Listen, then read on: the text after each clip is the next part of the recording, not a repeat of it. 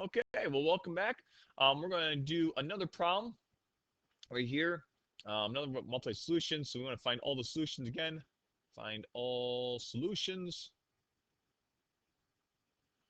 on the interval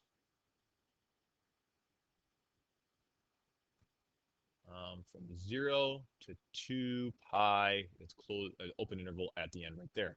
So now from here, once again, you see you have a b value. Our b value in this case is less than 1, but it's still not equal to 1. And if you have a b value that's not equal to 1, you're going to have multiple solutions, or it's just going to be different when you're solving this. So I'll just tell you, though, when you have b values less than 1, I don't have many of these as examples or videos, but these are the ones that are going to make you very happy because there's not that many solutions. Because if you remember, when you have a b value less than 1, I'm going to bring this over here. B value less than 1. Come over here. B value less than 1. That means we have a horizontal stretch, which means we lengthen the graph. So this is a horizontal stretch. Horizontal stretch. So that means we're making the period stretch. There we go. All right. We're making the graph larger. Can't spell stretch. There we go. Stretch.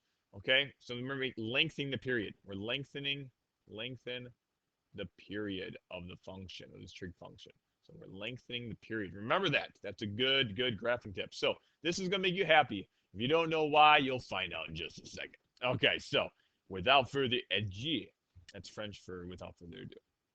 Here we go. That's a joke. We're going to take this and we're going to take the inverse sign.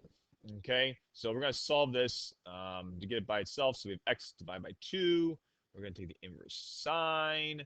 And now we have negative square root of 3 over 2. This is pretty easy. From here, we're going to solve this. I'm going to do it without my calculator. So I'm just going to draw a little triangle to help me understand this a little better. Okay, units we have is sine. Sine is negative. And once again, in the third and fourth quadrant. Okay, third and fourth quadrant. And so what you have right here is opposite negative square root of 3, 2, and this is going to be negative square root of 3 and 2. A lot of our problems, holy cow.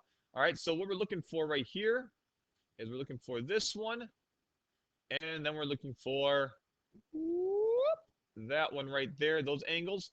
So our first angle, the third quadrant angle, we know is because opposite square root of 3 is going to be pi over 3. That's going to be 4. And then we have this one over here, the fourth quadrant angle, opposite square root of 3 is going to be 5 pi over 3. And we have that. Cool. So over here, back to the problem at hand, we know that x over 2 is going to equal 4 pi over 3 plus 2 pi n. Remember when we have b values, we're going to add that in there. And then right here, we're going to have x over 2 equals 5 pi over 3 plus 2 pi n. And then from here, we'll go and we'll just write this out. And now we're going to multiply both sides by 2. So now we're going to solve for x. Solve for x. Solve for x. And so we multiply both sides by 2. 2.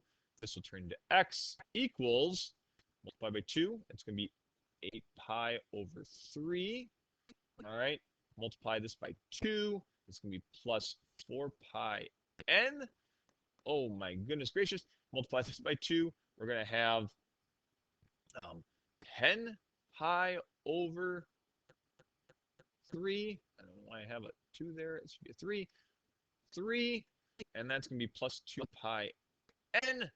And so what do we have here? We have a problem. All right, we have a problem because we're looking for all solutions to 2 pi. And you realize, okay, we'll go down here, find all the solutions. All right, so let's look at this. And if we just think about it, find all solutions. Okay, all solutions on interval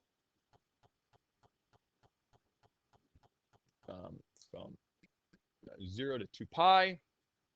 That's what we're looking for. So if I start with x equaling 0, let's just start with that. We go and plug that in there, plug 0 into both of these. That should be 4. Sorry again. We have, that's going to be 8 pi over 3. Okay, 8 pi over 3. And we plug 0 into the bottom one, we'll have 10 pi over 3, 10 pi over 3, 10 pi over 3. And if you recall, all the other ones, okay, how far are we going to go? Well, 3, if we think about that, well, that's going to be 6 pi over 3, 6 pi over 3. Well, 8 pi is definitely farther than that, so that doesn't work. That doesn't work because it's past our domain. So really, there are no solutions. So this appears to be no solutions on the interval 0 to 2 pi. That's a bracket, by the way. Okay, so just to verify that once again, let's put it in a calculator. So pause this for a second. And so if you had a chance to put that in a calculator now, you take that out, you have sine of x divided by 2 right here. Go to our window again, 0 to 2 pi, that's fine. I guess that's fine because that's definitely in there. We'll graph this, and here we have it. And look at that. All of our values, because we lengthen this period, that period is all positive for sine of x over 2, and we don't get into any negative values. There's never an intersection. So there is no solution.